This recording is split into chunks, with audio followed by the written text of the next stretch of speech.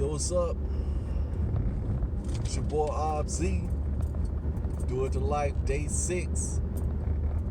It said day 6. Let me pull over up here. I gotta flash a sign so you'll see this sign. That's what he's talking about. I told you starting to get some more pink can. Got my mask. I got me another. I think I'm gonna do another jacket and another cap coming in that I think I'm gonna rock for the whole winter. Like I said, I pulled it over. Day 6, Do It to Life, a full year of breast cancer / cancer awareness, addressing every area of our life. We getting started. We're gonna jump on 2021. We finna do it to 2021 right now. You see what I'm saying? 2021 starts now. We're not gonna wait until 2021. Why not start it now? Every day is a new day. Every day is a new plan. What I tell a lot of folks, every day is a new day. Every day is a new plan. This right here, 6 days in. I know any of y'all that's been on any type of exercise regimen or something like that. I know you've all tried to lose weight, try to go ahead and, quit smoking or quit drinking or start school or education or whatever it is.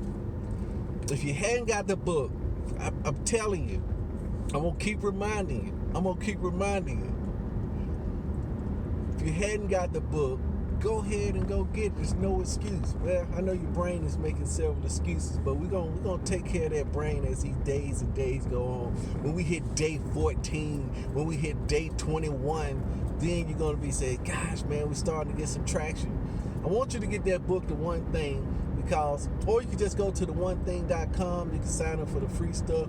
You want to get their 66-day challenge calendar. Guess what? It's as a free resource on their website. Get that calendar. Pair that with the book. Even if you hadn't got the book yet, go get the calendar. Okay? Just print it out on your computer. Hey, and don't let your brain talk you out of it, because you know what your brain gonna say. Oh, this calendar is in color. I want that red to be showing. I need to go to the store and buy some ink. And so you don't print it out. Or, your brain will make up so many excuses or why not to do something that you've been wanting to do for years. So it's going to be hard. That's why I want you to get this calendar, because it's a psychology behind that, and it's detailed out in the book. And what that calendar does, you're going to put it up. Some people you've used the calendar before, so it's not like you can't use it. You've done, you're not lazy. See, I don't like to use the term lazy, because people do the things that they want to do. So that means they're not lazy. That means they just hadn't associated enough reward to what they're doing, or enough pain or stop doing it. That was one of the things Tony Robinson talked about. And one of his things, pain and pleasure. You gotta have association. If you're doing something on a repetitive basis, you best believe that there's some type of reward going on that you like. Or it's not enough pain. Even if you say, hey, the reward is small, but the pain of doing something else is gonna be a whole lot, so I just rather take this small reward. How many times do we settle for the small reward? Man, hey, I'm not talking about you. I'm talking about me. I just went back. I was like, dog, how many times have I settled?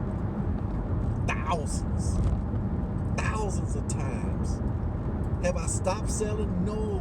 I still catch myself selling for the smaller reward, but the reward is a little bit bigger. And I'm talking to you today, but I'm really talking to myself, because like I said, we're gonna walk through this thing together. I'm gonna show you what I'm doing, and hopefully you pick a tip up out of it. Then we can roll through this thing together. We can do it to this thing together. But like I said, I still find myself selling for a smaller reward. And that's the thing that I'm working on. See, but here's the beauty of this thing. See, I've pulled that out. You know, the real me, the spiritual man me, has stopped that time. I don't know if y'all out there are Avengers fans. You know, like Doctor Strange, when he stopped that time and he turned it back and forwards and do what he want to do with it. Well, I'm doing that. Picture that. I'm giving you a graphic because I told you the other day that your imagination is the most powerful thing. And I'm going to be laying these graphics on you so that you can kind of see what I'm saying. You have to picture yourself controlling time like that. You got to picture. So sometimes you may have to go and look up a superhero. You may have to go and watch a movie. That's why they're so popular. But you can adopt that.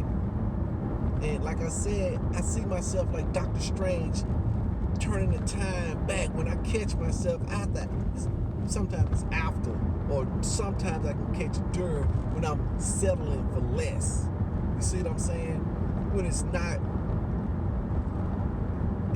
God's intention for you to settle for less, but we do it because it is. We're going to dive deep into that, but right now we're going to stay right here, okay? So I catch myself settling for less, so then I stop it. I grab that thought. I say, hold on. Because I've exercised. As you continue to exercise and become more aware, you're able to stop time longer and longer and longer. You see what I'm saying? Because Stephen Covey is another good book. You know, it's in my top 10, but it's not my top 3. But Stephen Covey always said that in between stimulus and response is a choice. And that's where your power lies, between stimulus and response. See, for people that don't understand that they got that choice, then they say it's no gap. It's stimulus response. People that hadn't been trained to recognize, they say it's no gap. You know, you got stimulus and response. But now I'm talking to you, and we're gonna go through this training together, and we're gonna be able to put a microsecond in there, just a microsecond. And the way we're gonna do this, check this out. This is beautiful. Just came to the Lord, just gave it to me. The way we gonna do this is through the mental rehearsal. My boy Fan Man, the 90-second rule, man. Every athlete, everybody use the mental rehearsal. I'm saying you use it too. But now we're going to start using it constructively to develop a tremendous power. And that's our power of choice, the power to choose, the power to stand back and analyze everything. So here's one of the names I was thinking about. I told you, I call myself OBSE, the observer. Because you're the one that's looking out of the eyes. You're not the eyes. I'm looking out of the eyes. I'm using the eyes to see. I'm using this body to walk and move around. But to me, it's not this body, it's not these eyes. I'm the guy behind the eyes. Now, we can probably understand that you the person behind the eyes. But we're gonna go a step further. And this is where the brain slip this thing in on you. You're the person behind your brain and thoughts. So not only do I want you to go inside, which we do a lot of times, we mold stuff around in our head. They say, hey, where you at? You ain't even with us. Yeah, you inside your head. I'm saying you're going to go back even further. You can go back another level, and now you so far back that you can see your thoughts as they come in. Those are not my thoughts. They've been generated by my brain. Let me check them out. Let me see. Let me grab this thought. Hey, where did this one come from? And you stop it. Because they zipping by just like on the interstate. Thoughts going in and out of your head all day long. Just zipping by. And what you're going to do when one comes by, since you know you can go back behind, I'm letting you know. I'm letting you know now there's another door. You can go back behind your thoughts.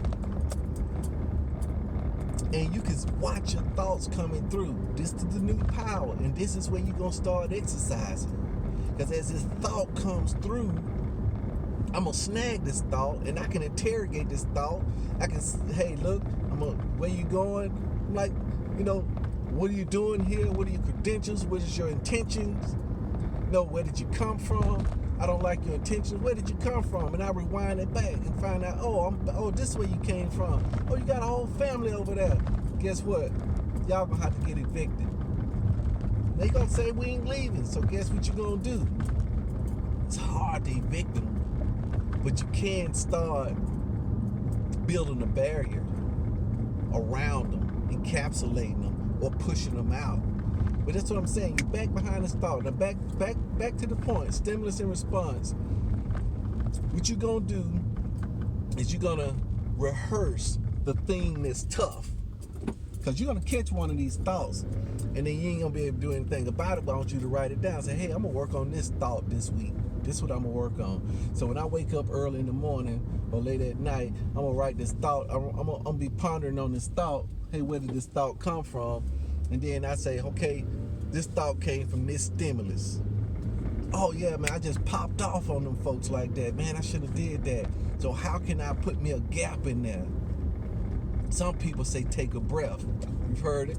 Some people say count to 3, or 3, 2, 1, or 1, 2, 3, whatever it is. But if you never practice that, when the time comes, you still ain't gonna be able to do it. Then after the fact, after you're blown up, you're gonna think, man, I should have took a break. But see, I'm saying you're gonna have to practice that. You gotta practice that when you ain't in it. You know the time is coming up because it comes up every day. Every time you see this person, it comes up. Every time you go this route to work, hey man, the traffic I always get mad and I get road rage. But guess what? I know it's coming up. How can I put a gap in there? I've seen it on one of these commercials. I guess it was a Snickers commercial or something, or Kit Kat, whatever. Say you need a break. The guy was getting interrogated, and all they did is shove a piece of candy in their mouth. And that may make you fat if you eat a lot of candy if you find yourself in a situation. But I wouldn't, if that's all you got and it's gonna get you free, you can lose that weight later. You see what I'm saying? But you need that break. And I'm saying you're gonna do that through the mental rehearsal. Jim Fannin say 90 seconds is all it takes before any endeavor. You're gonna sit back and you're gonna relax. And you're gonna take 90 seconds to just visualize that thing going the way you want it. The first time, it probably ain't gonna go the way you want it. It's gonna be tough. So you're gonna keep on thinking. Then, like I said, you might have to go and watch a clip on Doctor Strange, how he rewinding time, or Thor swinging the hammer. Whatever you gotta do, you gotta figure out a way to see that encounter successful in a loving way. I know I added that, right? It's gonna be tough, right? But you gotta add it in there. We're gonna talk about that on Thursdays when we're talking about the 4 agreements. But this is how you're gonna do it. You're gonna use that Doctor Strange. You're gonna stop that thing because you know you can go back behind, and you're gonna start examining your thoughts and start watching the thoughts. Have you ever sat on your front porch, or you go out and you're sitting on your balcony and you're looking over the beach? Ain't it nice to just see the humans down there interacting? The humans are going about their day, driving to work, walking through the neighborhood, they at the park. People like watching the humans do their thing, right? That's the visual I want you to have about your thoughts. Because your thoughts are like humans. They got their own identity, their own life. And they're going about their day, going in and out of your mind, and going in other folks' mind, and coming out of their mind, going back in your mind. And these thoughts are like little bees. They cross-pollinate. You see what I'm saying? And if your ears are open to hear anything, listen to anything, your eyes are open to see anything, look at anything, then you're going to start talking it back out, and you letting everything in. Everything getting deposited. You got yourself a big junk pile. You see what I'm saying? So we're going to start watching that stuff. I don't like when I do this or when I said that. Well, why do I feel this way when this person comes through? I don't want to feel that way because it ain't healthy for me. What can I do to change? This is one guy that I used to work with. we used to argue on everything. Every time we get together, he likes to argue, you know. And I said to myself, how can I know he's a nice guy, how can I get him, talk to him without arguing? And the only thing that we could agree on is the Lord. So I made it a vow that that's the only thing I would talk to him about. I don't care if he started talking about football, if he started talking about the politics, I would always switch it to a scripture. I always had my scripture on me. And a friend of mine told me, remember, some scriptures you're going to have to remember. Because you're going to have your book with you all the time, but you got your phone. So you can whip your phone out anytime. And when I started doing that, I started loving that guy. I started hanging out with him, having great, intelligent conversation. And I think it was good for both of our blood pressures. You see what I'm saying? It's things like that. If you know they're coming up, you just ask yourself, how can I switch this around so that we got something in common? And it's a stretch for me, but this is something that both of us like, because I want it to be a win-win. And that's another thing from Stephen Covey. That's where it was coming from, win-win. But then he came out with one even better than that. I want to share that with you. It's called win-win or no deal. You agree up front that if we can't find a solution that benefits both of us, then we'll go for the no deal. We'll scrap the whole project and still be friends, instead of trying to force another one to concede. Does that work for you? Are you willing to walk away from the deal?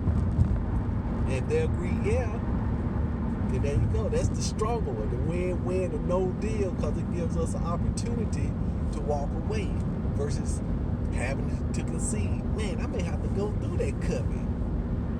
7 Habits of Highly Effective People is the name of the book.